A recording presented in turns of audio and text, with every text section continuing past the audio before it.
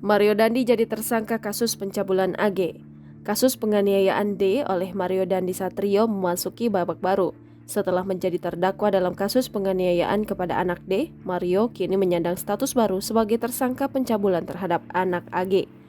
Status tersangka diberikan kepada Mario usai pihak Polda Metro Jaya terus menelusuri dugaan tindak pidana kekerasan seksual terhadap anak sebagaimana yang dilaporkan AG.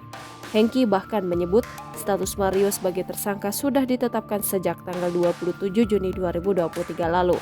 Sementara itu, Kepala Bidang Humas Polda Metro Jaya Kombes Truno Yudo Wisnu Andiko mengungkapkan putra dari Rafael Alun Trisambodo itu terancam hukuman hingga 15 tahun penjara.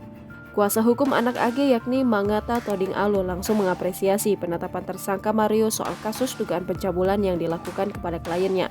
Mangata menilai sejak awal status naik penyidikan sudah jelas ada tindak pidana yang dilakukan oleh Mario.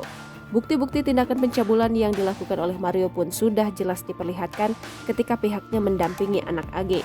Terkait penetapan status Mario, Mangata menyerahkan proses hukum ke penyidik dan mengawasi kinerja polisi.